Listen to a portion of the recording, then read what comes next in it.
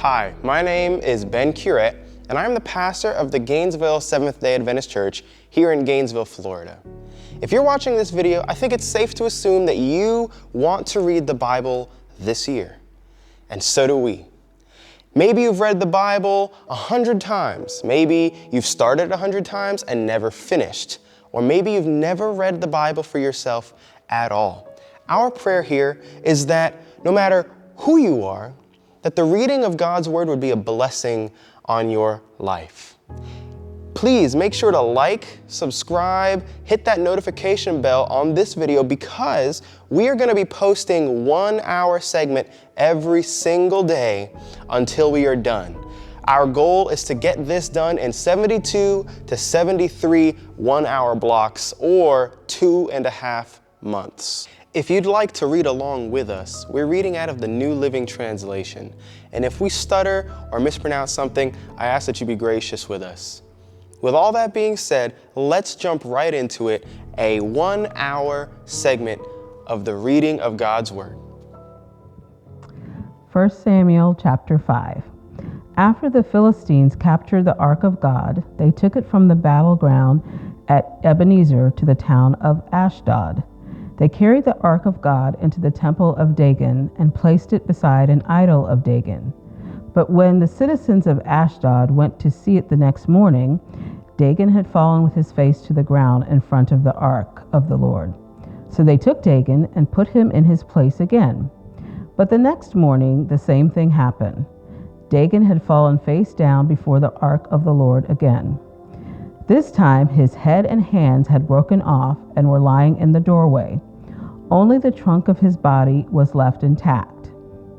That is why to this day neither the priest of Dagon nor anyone who enters the temple of Dagon in Ashdod will step on its threshold. Then the Lord's heavy hand struck the people of Ashdod and the nearby villages with a plague of tumors. When the people realized what was happening, they cried out, "We can't keep the ark of the God of Israel here any longer. He is against us. We will all be destroyed along with Dagon, our God."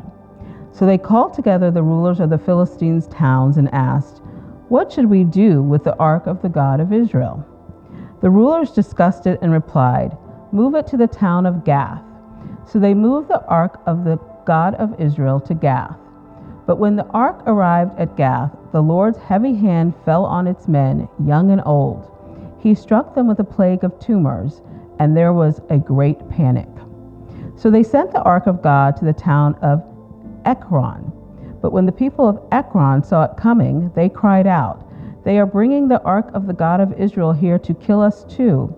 The people summoned the Philistine rulers again and begged them, "Please send the ark of the God of Israel back to its own country, or it will kill us all." For the deadly plague from God had already begun, and great fear was sweeping across the town. Those who didn't die were afflicted with tumors, and the cry from the town rose to heaven. 1 Samuel 6. The ark of the Lord remained in Philistine territory 7 months in all. Then the Philistines called in their priests and diviners and asked them, "What should we do about the ark of the Lord? Tell us how to return it to its country." "Send the ark of the God of Israel back with a gift," they were told. "Send a guilt offering so the plague will stop. Then, if you are healed, you will know it was his hand that caused the plague." "What sort of guilt offering should we send?" they asked. And they were told, "Since the plague has struck both you and your 5 rulers, make 5 gold tumors and 5 gold rats, just like those that have ravaged your land. Make these things to show honor to the God of Israel. Perhaps then he will stop afflicting you. Your gods in your land. Don't be stubborn and rebellious as Pharaoh and the Egyptians were. By the time God was finished with them, they were eager to let Israel go. Now build a new cart and find 2 cows that have just given birth to calves. Make sure the cows have never been yoked to a cart. Hitch the cows to the cart, but shut their calves away from them in a pen. Put the ark of the Lord on the cart, and beside it place a chest containing the gold rats and gold tumors you are sending as a guilt offering. Then let the cows go wherever they want.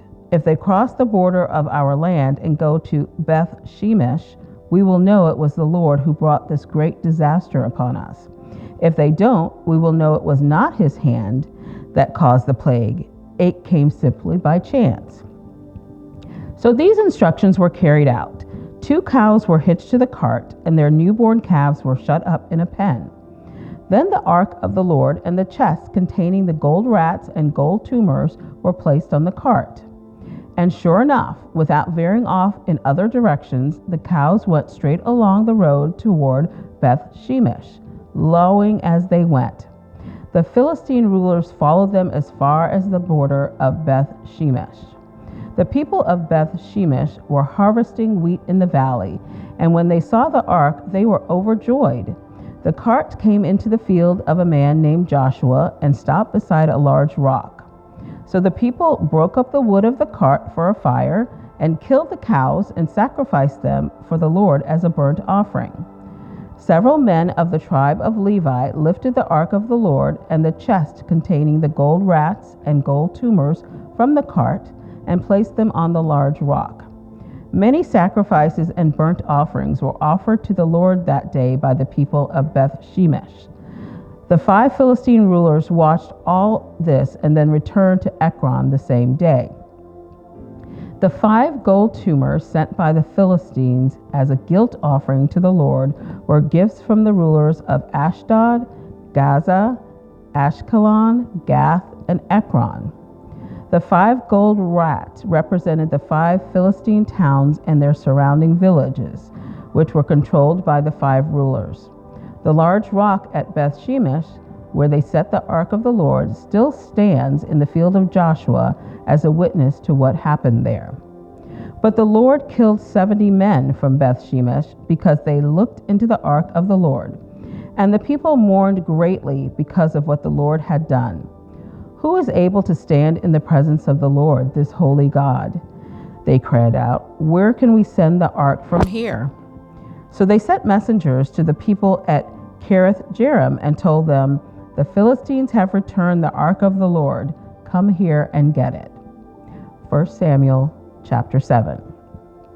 So the men of Kiriath Jearim came to get the ark of the Lord. They took it to the hillside home of Abinadab and ordained Eleazar, his son, to be in charge of it. The ark remained in Kiriath Jearim for a long time, 20 years in all. During that time, all Israel mourned because it seemed the Lord had abandoned them.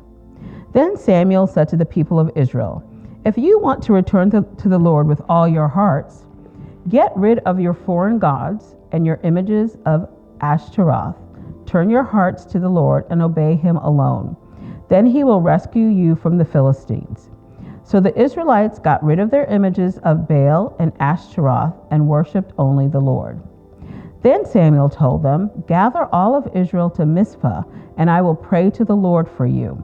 So they gathered at Mizpah, and in a great ceremony drew water from a well and poured it out before the Lord. They also went without food all day and confessed that they had sinned against the Lord. It was at Mizpah that Samuel became Israel's judge. When the Philistine rulers heard that Israel had gathered at Mizpah, they mobilized their army and advanced. The Israelites were badly frightened when they learned that the Philistines were approaching. "Don't stop pleading with the Lord our God to save us from the Philistines," they begged Samuel. So Samuel took a young lamb and offered it to the Lord as a whole burnt offering. He pleaded with the Lord to help Israel, and the Lord answered him. Just as Samuel was sacrificing the burnt offering, the Philistines arrived to attack Israel.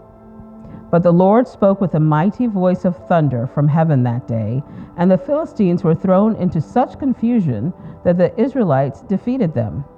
The men of Israel chased them from Mizpah to a place below Beth-kar, slaughtering them all along the way. Samuel then took a large stone and placed it between the towns of Mizpah and Jeshnahah. He named it Ebenezer, which means the stone of help, for he said, "Up to this point, the Lord has helped us."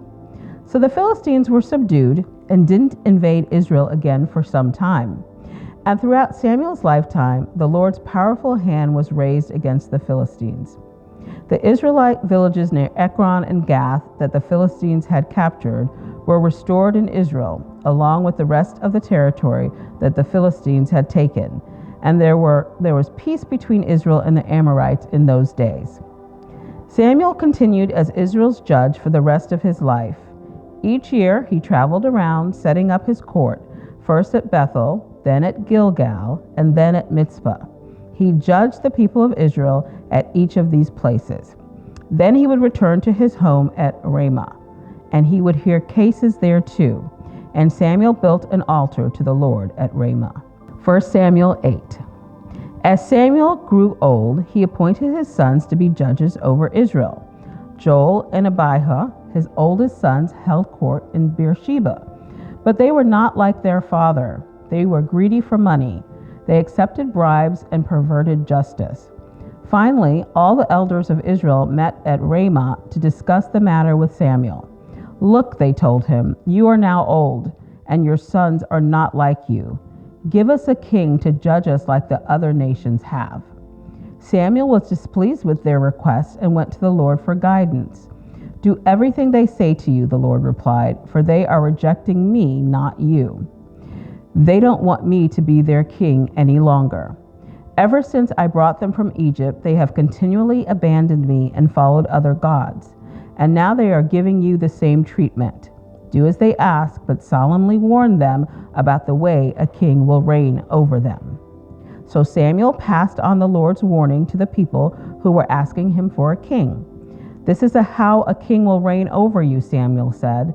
The king will draft your sons and assign them to be chariots and his charioteers, making them run before his chariots. Some will be generals and captains in his army. Some will be forced to plow in his fields and harvest his crops, and some will make his weapons and chariot equipment. The king will take your daughters from you and force them to cook and bake and make perfumes for him. He will take away the best of your fields and vineyards and olive groves and give them to his own officials. He will take 1/10 of your grain and your grape harvest and distribute it among the officers and attendants. He will take your male and female slaves and demand the finest of your cattle and donkeys for his own use. He will demand 1/10 of your flocks, and you will be his slaves. When that day comes, you will beg for release from this king you are demanding, but then the Lord will not help you. But the people refused to listen to Samuel's warning. Even so, we still want a king, they said. We want to be like the nations around us. Our king will judge us and lead us into battle. So Samuel repeated to the Lord what the people had said, and the Lord replied, do as they say and give them a king. Then Samuel agreed and sent the people home. 1 Samuel chapter 9. There was a wealthy, influential man named Kish from the tribe of Benjamin. He was the son of Abiel, son of Zerah, son of Bechrath, son of Aphiah, of the tribe of Benjamin. His son Saul was the most handsome man in Israel, head and shoulders taller than anyone else in the land. One day, Kish's donkeys strayed away, and he told Saul, take a servant with you and go look for the donkeys. So Saul took one of the servants and traveled through the hill country of Ephraim, the land of Shalishah, the Shalem area, and the Tyre land of Benjamin, but they couldn't find the donkeys anywhere. Finally, they entered the region of Zuph, and Saul said to his servant, let's go home. By now my father will be more worried about us than about the donkeys. But the servant said, I've just thought of something. There is a man of God who lives here in this town. He is held in high honor by all the people because everything he says comes true. Let's go find him. Perhaps he can tell us which way to go. But we don't have anything to offer him, Saul replied. Even our food is gone, and we don't have a thing to give him. Well, the servant said, I have one small silver piece. We can at least offer it to the man of God and see what happens. In those days, if people wanted a message from God, they would say, let's go and ask the seer, for prophets used to be called seers. All right, Saul agreed, let's try it. So they started into the town where the man of God lived. As they were climbing the hill to the town, they met some young women coming out to draw water. So Saul and his servant asked, "Is the seer here today?" "Yes," they replied. "Stay right on this road. He is at the town gates. He has just arrived to take part in a public sacrifice up at the place of worship. Hurry and catch him before he goes up there to eat. The guest won't begin eating until he arrives to bless the food." So they entered the town, and as they passed through the gate, Samuel was coming out toward them to go up to the place of worship. Now the Lord had told Samuel the previous day, "About this time tomorrow, I will send you a man from the land of Benjamin. Anoint him to be the leader of my people, Israel. He will rescue them from the Philistines, for I have looked down on my people in mercy and have heard their cry." When Samuel saw Saul, the Lord said, "That's the man I told you about. He will rule my people." Just then, Saul approached Samuel at the gateway and asked, "Can you please tell me where the seer's house is?" "I am the seer," Samuel replied. "Go up to the place of worship ahead of me. We will eat there together, and in the morning I'll tell you what you want to know and send you on your way. And don't worry about those donkeys that were lost 3 days ago, for they have been found. And I am here to tell you that you and your family are the focus of all Israel's hopes." Saul replied, "But I'm only from the tribe of Benjamin, the smallest tribe in Israel, and my family is the least important of all the families of that tribe. Why are you talking like that to me?" Then Samuel brought Saul and his servant into the hall and placed them at the head of the table, honoring them above the 30 guests.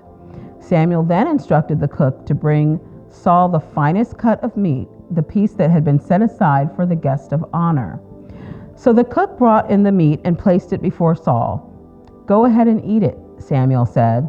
"I was saving it for you even before I invited the others." So Saul ate with Samuel that day. When they came down from the place of worship and returned to town, Samuel took Saul up to the roof of the house and prepared a bed for him there. At daybreak the next morning, Samuel called to Saul, "Get up, it's time you were on your way." So Saul got ready, and he and Samuel left the house together. When they reached the edge of town, Samuel told Saul to send his servant on ahead. After the servant was gone, Samuel said, "Stay here, for I have received a special message for you from God." 1 Samuel chapter 10. Then Samuel took a flask of olive oil and poured it over Saul's head. He kissed Saul and said, "I am doing this because the Lord has appointed you to be the ruler over Israel, his special possession. When you leave me today, you will see 2 men beside Rachel's tomb at Ziza on the border of Benjamin. They will tell you that the donkeys have been found and that your father has stopped worrying about them and is now worried about you. He is asking, 'Have you seen my son?'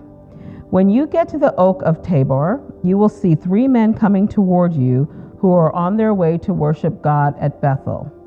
One will be bringing 3 young goats, another will have 3 loaves of bread, and the third will be carrying a wineskin full of wine. They will greet you and offer you 2 of the loaves, which you are to accept. When you arrive at Gibeah of God, where the garrison of the Philistines is located, you will meet a band of prophets coming down from the place of worship. They will be playing a harp, a tambourine, a flute, and a lyre, and they will be prophesying. At the time, the Spirit of the Lord will come powerfully upon you, and you will prophesy with them. You will be changed into a different person. After these signs take place, do what must be done, for God is with you. Then go down to Gilgal ahead of me. I will join you there to sacrifice burnt offerings and peace offerings. You must wait for 7 days until I arrive and give you further instruction." As Saul turned and started to leave, God gave him a new heart, and all Samuel's signs were fulfilled that day. When Saul and his servant arrived at Gibeah, they saw a group of prophets coming toward them. Then the Spirit of God came powerfully upon Saul, and he too began to prophesy. When those who knew Saul heard about it, they exclaimed, "What, is even Saul a prophet? How did the son of Kish become a prophet?" And one of those standing there said, "Can anyone become a prophet, no matter who his father is?" So that is the origin of the saying, "Is even Saul a prophet?" When Saul had finished prophesying, he went up to the place of worship. "Where have you been?" Saul's uncle asked him and his servant. "We were looking for the donkeys," Saul replied, "but we couldn't find them. So we went to Samuel to ask him where they were." "Oh, and what did he say?" his uncle asked. "He told us that the donkeys had already been found," Saul replied. But Saul didn't tell his uncle what Samuel said about the kingdom. Later, Samuel called all the people of Israel to meet before the Lord at Mizpah. And he said, "This is what the Lord, the God of Israel, has declared. I brought you from Egypt and rescued you from the Egyptians and from all the nations that were oppressing you. But though I rescued you from your misery and distress, you have rejected your God today and have said, 'No, we want a king instead.' Now, therefore, present yourselves before the Lord by tribes and clans." So Samuel brought all the tribes of Israel before the Lord, and the tribe of Benjamin was chosen by lot. Then he brought each family of the tribe of Benjamin before the Lord, and the family of the Matrites were chosen. And finally, Saul, son of Kish, was chosen from among them. But when they looked for him, he had disappeared. So they asked the Lord, "Where is he?" And the Lord replied, "He is hiding among the baggage." So they found him and brought him out, and he stood head and shoulders above anyone else. Then Samuel said to all the people, "This is the man the Lord has chosen as your king. No one in all Israel is like him." And the people shouted, "Long live the king." Then Samuel told the people what the rights and duties of a king were. He wrote them down on a scroll and placed it before the Lord. Then Samuel sent the people home again. When Saul returned to his home at Gibeah, a group of men whose hearts God had touched went with him. But there were some scoundrels who complained, "How can this man save us?" And they scorned him and refused to bring him gifts. But Saul ignored them. Nahash, king of the Ammonites, had been grievously oppressing the people of Gad, and Reuben, who lived east of the Jordan River. He gouged out the right eye of each of the Israelites living there, and he didn't allow anyone to come and rescue them. In fact, all of the Israelites east of the Jordan, there wasn't a single one whose right eye Nahash had not gouged out. But there were 7,000 men who had escaped from the Ammonites, and they had settled in Jabesh Gilead. 1 Samuel chapter 11. About a month later, King Nahash of Ammon led his army against the Israelite town of Jabesh Gilead. But all the citizens of Jabesh asked for peace. "Make a treaty with us, and we will be your servants," they pleaded. "All right," Nahash said, "but only on one condition. I will gouge out the right eye of every one of you as a disgrace to all Israel." "Give us 7 days to send messengers throughout Israel," replied the elders of Jabesh. "If no one comes to save us, we will agree to your terms." When the messengers came to Gibeah of Saul and told the people about their plight, everyone broke into tears. Saul had been plowing a field with his oxen, and when he returned to town, he asked, "What's the matter? Why is everyone crying?" So they told him about the message from Jabez. Then the Spirit of God came powerfully upon Saul, and he became very angry. He took 2 oxen and cut them into pieces and sent the messengers to carry them throughout Israel with this message: "This is what will happen to the oxen of anyone who refuses to follow Saul and Samuel into battle." And the Lord made the people afraid of Saul's anger, and all of them came out together as one. When Saul mobilized them at Bezek, he found that there were 300,000 men from Israel and 30,000 men from Judah. So Saul sent the messengers back to Jabesh Gilead to say, "We will rescue you by noontime tomorrow." There was great joy throughout the town when the message arrived. The men of Jabesh then told their enemies, "Tomorrow we will come out to you, and you can do to us whatever you wish." But before dawn the next morning, Saul arrived, having divided his army into 3 detachments. He launched a surprise attack against the Ammonites and slaughtered them the whole morning. The remnant of their army was so badly scattered that no two of them were left together. Then the people exclaimed to Samuel, "Now where are those men who said, 'Why should Saul rule over us?' Bring them here, and we will kill them." But Saul replied, "No one will be executed today, for today the Lord has rescued Israel." Then Samuel said to the people, "Come, let us all go to Gilgal to renew the kingdom." So they all went to Gilgal, and in a solemn ceremony before the Lord, they made Saul king. Then they offered peace offerings to the Lord, and Saul and all the Israelites were filled with joy. 1 Samuel chapter 12. Then Samuel addressed all Israel, "I have done as you asked and given you a king. Your king is now your leader. I stand here before you, an old gray-haired man, and my sons serve you.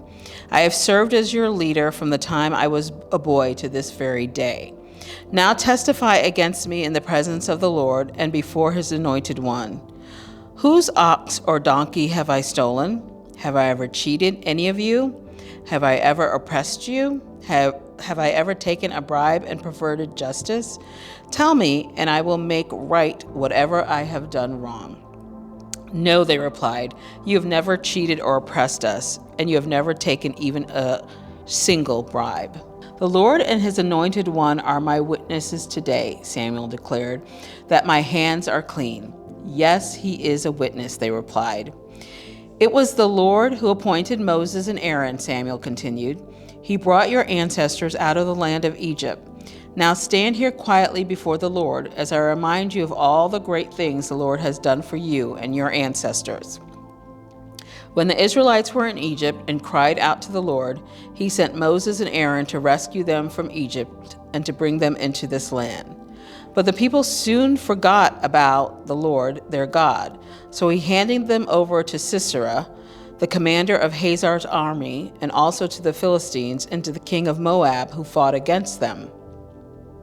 Then they cried to the Lord again and confessed, "We have sinned by turning away from the Lord and worshiping the images of Baal and Ashtaroth. But we will worship you and you alone if you will rescue us from our enemies." Then the Lord sent Gideon, Bedan, Jephthah, and Samuel to save you, and you lived in safety. But when you were afraid of Nahash, the king of Ammon, you came to me and said that you wanted a king to reign over you, even though the Lord your God was already your king. All right, here's the king you have chosen. You asked for him, and the Lord has granted your request.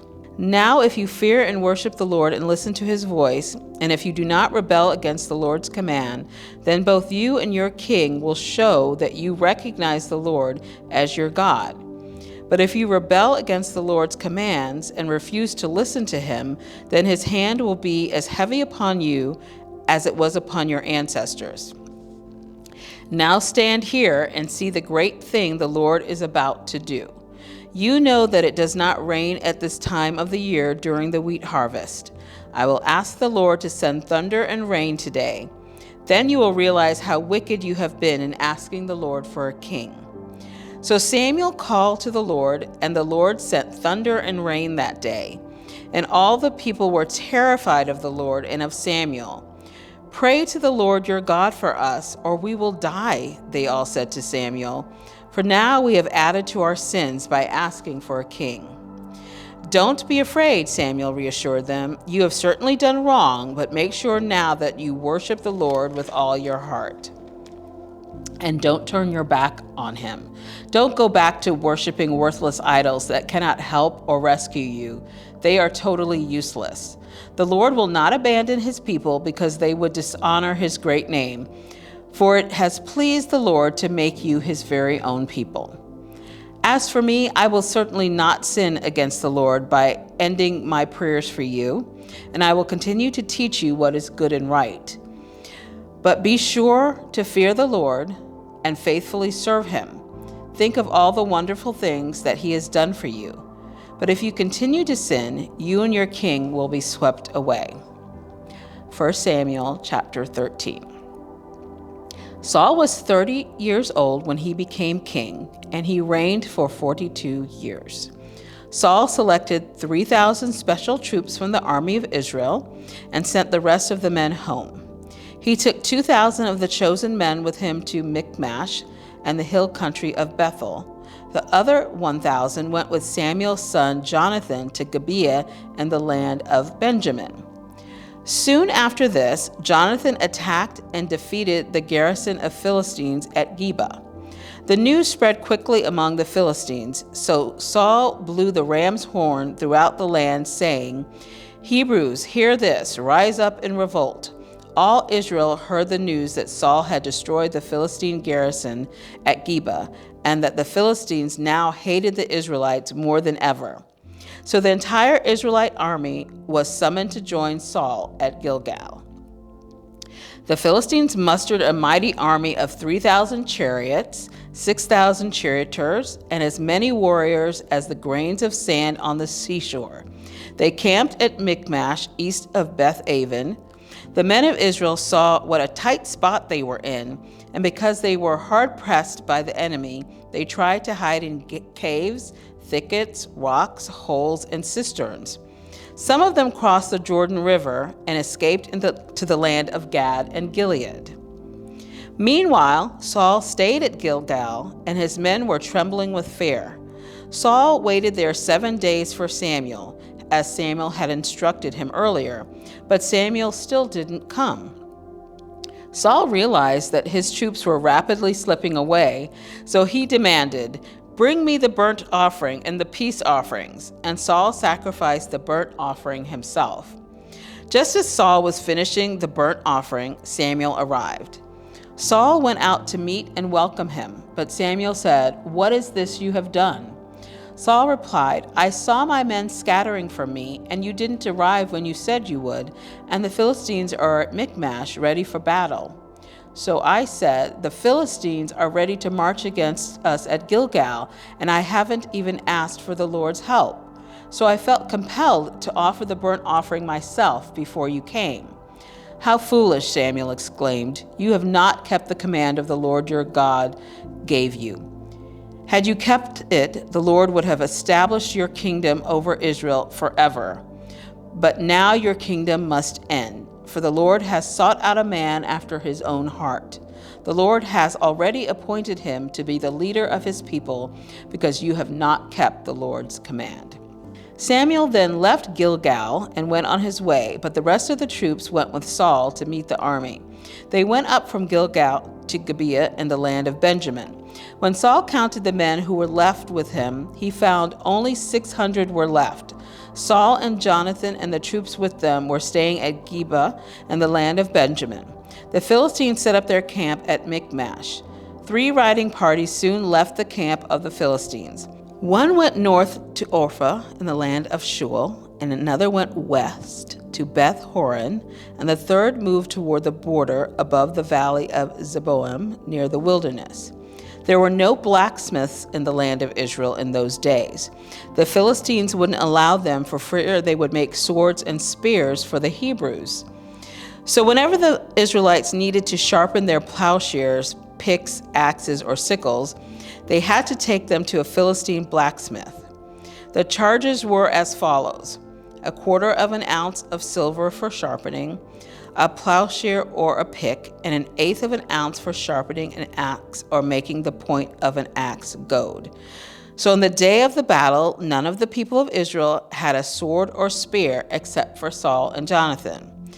The pass at Michmash had meanwhile been secured by a contingent of the Philistine army. 1 Samuel chapter 14. One day, Jonathan said to his armor-bearer, "Come on, let's go over where the Philistines have their outposts." But Jonathan did not tell his father what he was doing.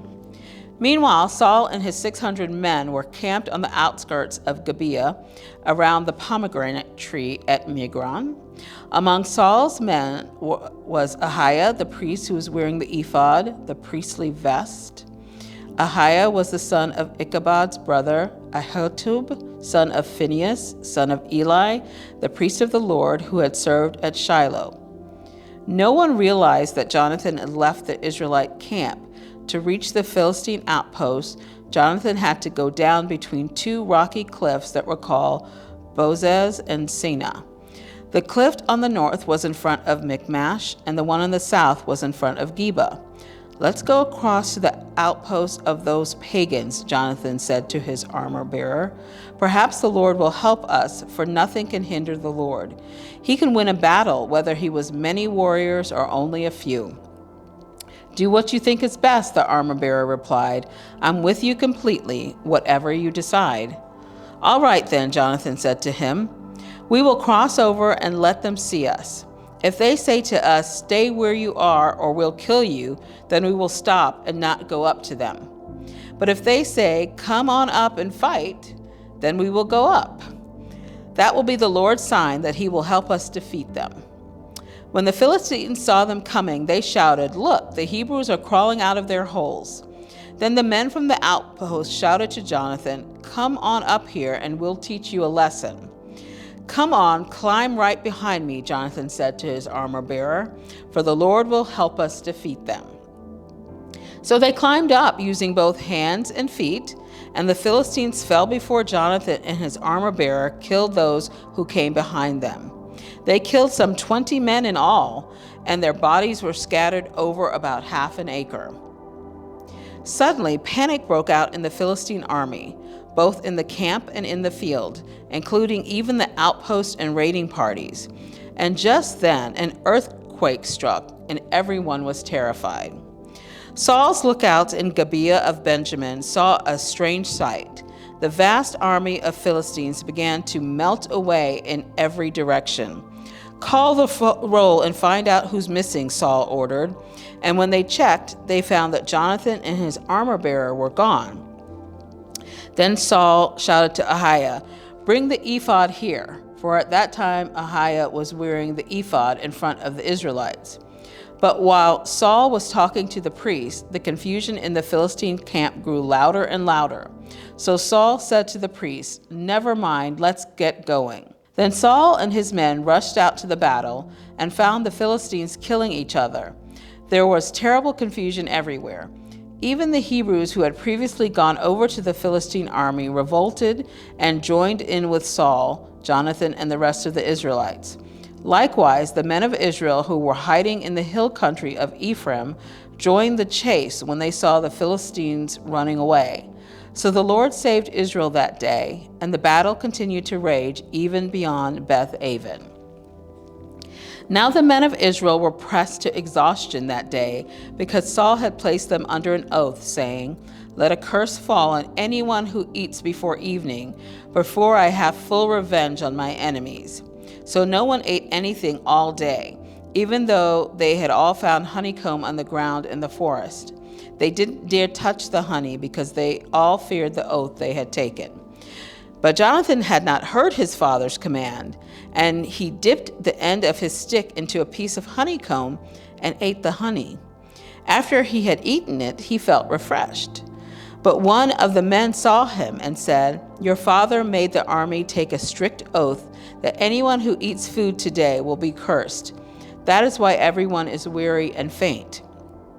"My father has made trouble for us all," Jonathan exclaimed. "A command like that only hurts us.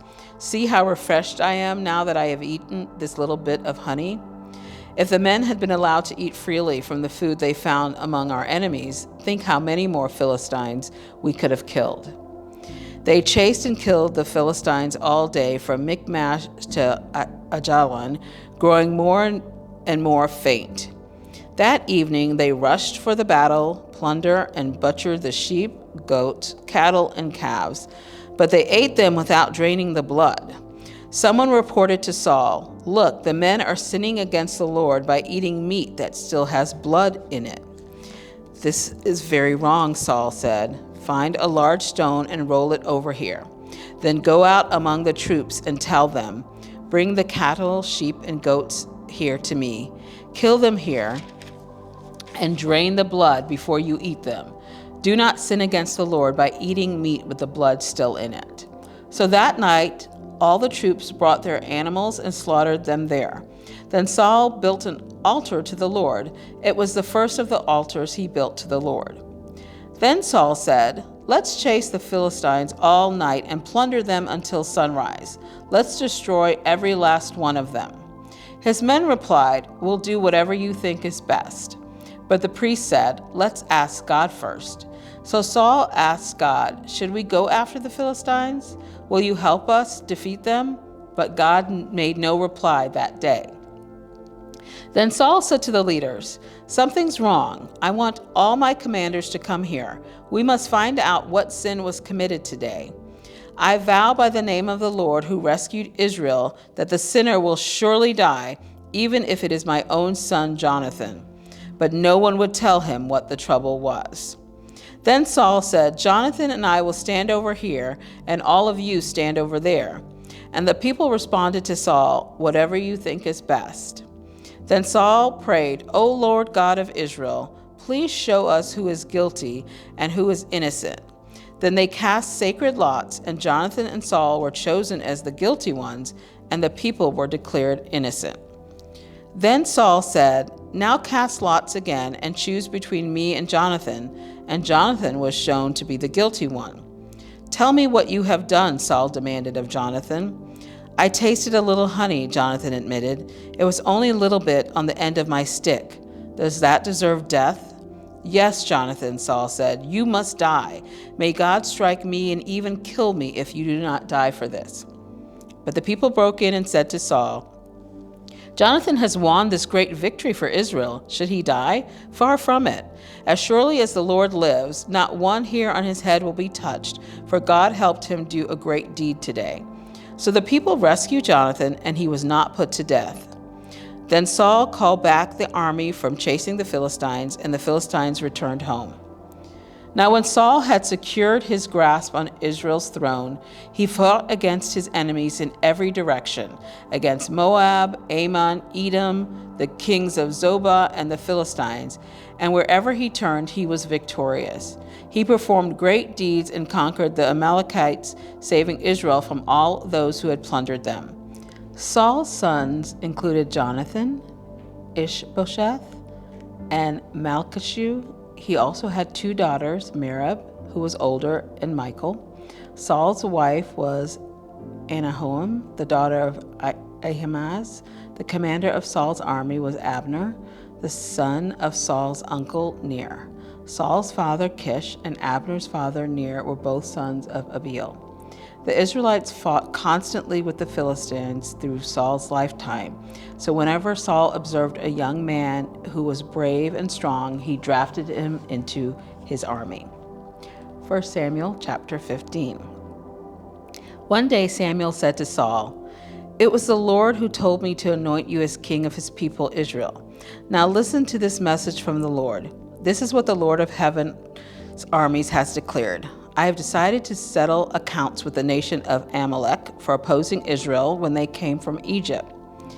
Now go and completely destroy the entire Amalekite nation, men, women, children, babies, cattle, sheep, goats, camels, and donkeys."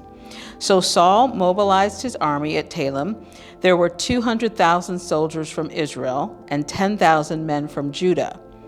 Then Saul and his army went to a town of the Amalekites and lay in wait in the valley. Saul sent this warning to the Kenites: "Move away from the Amalekites, live, or you will die with them. For you showed kindness to all the people of Israel when they came up from Egypt." So the Kenites packed up and left. Then Saul slaughtered the Amalekites from Havilah all the way to Shur, east of Egypt. He captured Agag, the Amalekite king, but completely destroyed everyone else. Saul and his men spared Agag's life and kept the best of the sheep and goats, the cattle, the fat calves, and the lambs, everything in fact that appealed to them. They destroyed only what was worthless or of poor quality. Then the Lord said to Samuel, "I am sorry that I ever made Saul king, for he has not been loyal to me and has refused to obey my command." Samuel was so deeply moved when he heard that he cried out to the Lord all night. Early the next morning, Samuel went to find Saul. Someone told him, Saul went to the town of Carmel to set up a monument to himself. Then he went on to Gilgal. When Samuel finally found him, Saul greeted him cheerfully. May the Lord bless you, he said. I have carried out the Lord's command. Then what is all the bleating of sheep and goats and the lowing of cattle I hear? Samuel demanded. It's true that the army spared the best of the sheep, goats, and cattle, Saul admitted, but they are going to sacrifice them to the Lord your God. We have destroyed everything else. Then Samuel said to Saul, Stop, listen to what the Lord has told me last night. What did he tell you? Saul asked. And Samuel said to him, Although you may think little of yourself, are you not the leader of the tribes of Israel? The Lord has anointed you king of Israel, and the Lord sent you on a mission and told you, Go and completely destroy the sinners, the Amalekites, until they are all dead. Why haven't you obeyed the Lord? Why did you rush for the plunder and do what was evil in the Lord's sight? But I did obey the Lord, Saul insisted. I carried out the mission he gave me. I brought back King Agag, but I destroyed everyone else. Then my troops brought in the best of the sheep, goats, cattle, and plunder to sacrifice to the Lord your God in Gilgal. But Samuel replied, What is more pleasing to the Lord, your burnt offering and sacrifices, or your obedience to his voice? Listen, obedience is better than sacrifice, and submission is better than offering the fat of rams. Rebellion is as sinful as witchcraft, and stubbornness as bad as worshiping idols. So because you have rejected the command of the Lord, he has rejected you as king. Then Saul admitted to Samuel, Yes, I have sinned. I have disobeyed your instructions and the Lord's command, for I was afraid of the people and did what they demanded. But now please forgive my sin and come back with me so that I may worship the Lord. But Samuel replied, I will not go back with you. Since you have rejected the Lord's command, he has rejected you as king of Israel. As Samuel turned to go, Saul tried to hold him back and tore the hem of his robe. And Samuel said to him, The Lord has torn the kingdom of Israel from you today and has given it to someone else, one who is better than you. And he who is the glory of Israel will not lie, nor will he change his mind, for he is not human that he should change his mind. Then Saul pleaded again, I know I have sinned, but please at least honor me before the elders of my people and before Israel by coming back with me so that I may worship the Lord your God. So Samuel finally agreed and went back with him, and Saul worshiped the Lord. Then Samuel said, Bring King Agag to me. Agag arrived full of hope, for he thought, Surely the worst is over, and I have been spared. But Samuel said, As your sword has killed the sons of many mothers, now your mother will be childless. And Samuel cut Agag to pieces before the Lord at Gilgal. Then Samuel went home to Ramah, and Saul returned to the house of Gibeah of Saul. Samuel never went to meet with Saul again, but he mourned constantly for him, and the Lord was sorry he had ever made Saul king of Israel. 1 Samuel chapter 16. Now the Lord said to Samuel, You have mourned long enough for Saul. I have rejected him as king of Israel, so fill your flask with olive oil and go to Bethlehem. Find a man named Jesse who lives there, for I have selected one of his sons to be my king. But Samuel asked, How can I do that? If Saul hears about it, he will kill me. Take a heifer with you, the Lord replied, and say that you have come to make a sacrifice to the Lord. Invite Jesse to the sacrifice, and I will show you which of his sons to anoint for me. So Samuel did as the Lord instructed. When he arrived at Bethlehem, the elders of the town came trembling to meet him. What's wrong? They asked. Do you come in peace? Yes, Samuel replied, I have come to sacrifice to the Lord. Purify yourselves and come with me to the sacrifice. Then Samuel performed the purification rite for Jesse and his sons and invited them to the sacrifice too. When they arrived, Samuel took one look at Eliab and thought, Surely this is the Lord's anointed. But the Lord said to Samuel, Don't judge by his appearance or height, for I have rejected him. The Lord doesn't see things the way you see them. People judge by outward appearance, but the Lord looks at the heart. Then Jesse told his son Abinadab to step forward and walk in front of Samuel. But Samuel said, "This is not the one the Lord has chosen." Next, Jesse summoned Shemaiah. But Samuel said, "Neither is this the one the Lord has chosen." In the same way, all 7 of Jesse's sons were presented to Samuel. But Samuel said to Jesse, "The Lord has not chosen any of these." Then Samuel asked, "Are these all the sons you have?" "There is still the youngest," Jesse replied, "but he's out in the fields watching the sheep and goats." "Send for him at once," Samuel said. "We will not sit down to eat until he arrives." So Jesse sent for him. He was dark and handsome, with beautiful eyes. And the Lord said, "This is the one, anoint him." So as David stood there among the brothers, Samuel took the flask of olive oil he had brought and anointed David with the oil. And the Spirit of the Lord came powerfully upon David from the day on. Then Samuel returned to Ramah. Now the Spirit of the Lord had left Saul, and the Lord sent a tormenting spirit that filled him with depression and fear. Some of Saul's servants said to him, "A tormenting spirit from God is troubling you. Let us find a good musician to play the harp whenever the tormenting spirit troubles you. He will play soothing music, and you will soon be well again." "All right," Saul said. "Find me someone who plays well and bring him here." One of the servants said to Saul, "One of Jesse's sons from Bethlehem is a talented harp player. Not only that, he is a brave warrior, a man of war, and has good judgment. He is also a fine-looking young man, and the Lord is with him." So Saul sent messengers to Jesse to say, "Send me your son David, the shepherd." Jesse responded by sending David to Saul, along with a young goat, a donkey loaded with bread, and a wineskin full of wine. So David went to Saul and began serving him. Saul loved David very much, and David became his armor bearer. Then Saul sent word to Jesse asking, "Please let David remain in my service, for I am very pleased with him." And whenever the tormenting spirit from God troubled Saul, David would play the harp. Then Saul would feel better, and the tormenting spirit would go away. 1 Samuel chapter 17. The Philistines now mustered their army for battle and camped between Soka and Judah and Ezekah at Ephes-Dammim. Saul countered by gathering his Israelite troops near the valley of Elah. So the Philistines and Israelites faced each other on opposite hills with the valley between them. Then Goliath, a Philistine champion from Gath, came out of the Philistines' ranks to face the forces of Israel. He was over 9 feet tall. He wore a bronze helmet, and his bronze coat of mail weighed 125 pounds. He also wore bronze leg armor, and he carried a bronze javelin on his shoulder. The shaft of his spear was as heavy and thick as a weaver's beam, tipped with an iron spearhead that weighed 15 pounds. His armor-bearer walked ahead of him carrying a shield. Goliath stood and shouted a taunt across to the Israelites. "Why are you all coming out to fight?" he called. "I am the Philistine champion, but you are only the servants of Saul. Choose one man to come down here and fight me. If he kills me, then we will be your slaves. But if I kill him, you will be our slaves.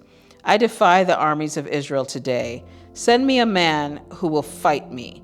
When Saul and the Israelites heard this, they were terrified and deeply shaken. Now David was the son of a man named Jesse, an Ephraite from Bethlehem, in the land of Judah. Jesse was an old man at that time, and he had 8 sons.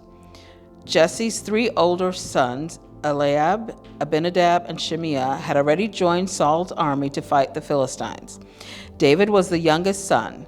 David's 3 older brothers stayed with Saul's army, but David went back and forth so he could help his father with the sheep in Bethlehem. For 40 days, every morning and evening, the Philistine champion strutted in front of the Israelite army.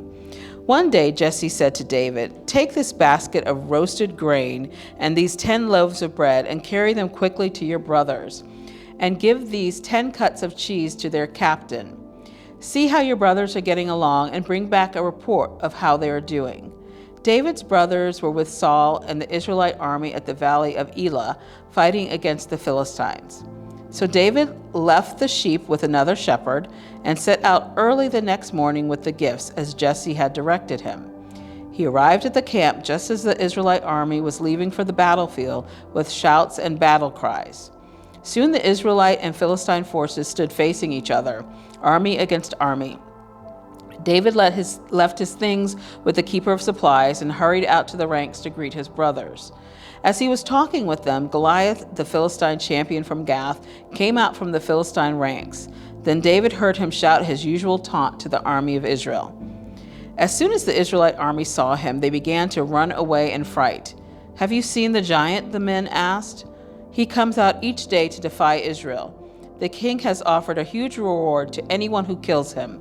He will give that man one of his daughters for a wife, and the man's entire family will be exempted from paying taxes." David asked the soldiers standing nearby, "What will a man get for killing this Philistine and ending his defiance of Israel? Who is this pagan Philistine anyway, that he is allowed to defy the enemies of the living God?" And these men gave David the same reply. They said, "Yes, that is the reward for killing him." But when David's older brother Eliab heard David talking to the men, he was angry. "What are you doing around here anyway?" he demanded. "What about those few sheep you were supposed to be taking care of? I know your pride and deceit. You want to see the battle." "What have I done now?" David replied. "I was only asking a question." He walked over to some others and asked them the same thing and received the same answer. Then David's question was reported to King Saul, and the king sent for him. "Don't worry about this Philistine," David told Saul. "I'll go after him." "Don't be ridiculous," Saul replied. "There's no way you can fight this Philistine and possibly win. You're only a boy, and he's been a man of war since his youth."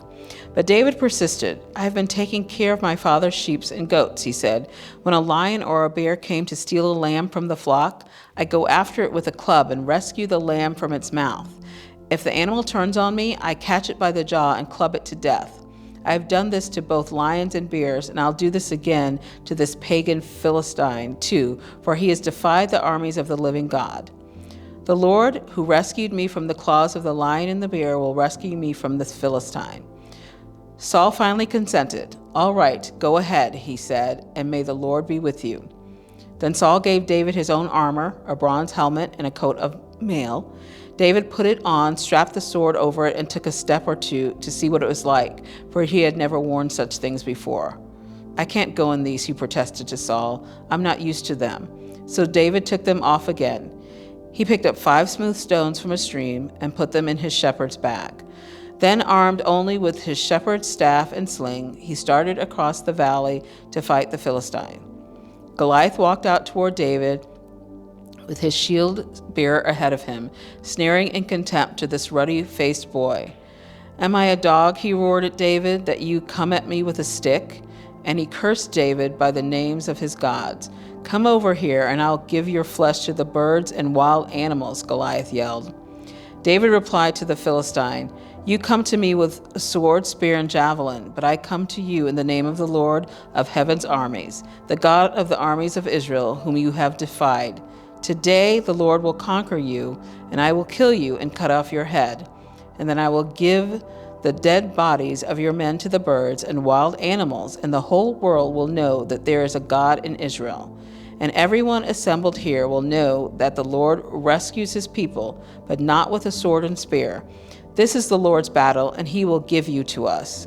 As Goliath moved closer to attack, David quickly ran out to meet him. Reaching into his shepherd's bag and taking out his stone, he hurled it with his sling and hit the Philistine in the forehead. The stone sank in, and Goliath stumbled and fell face down on the ground. So David triumphed over the Philistine with only a sling and a stone, for he had no sword. Then David ran over and pulled Goliath's sword from its sheath. David used it to kill him and cut off his head. Thank you for joining us as we read through the entire Bible together. If this was a blessing to you, let's go ahead and now be the blessing for someone else today. Don't forget to like this video, subscribe, and share it with your friends and family. And we at Gainesville Seventh-day Adventist Church will see you tomorrow. Be blessed. Bye-bye.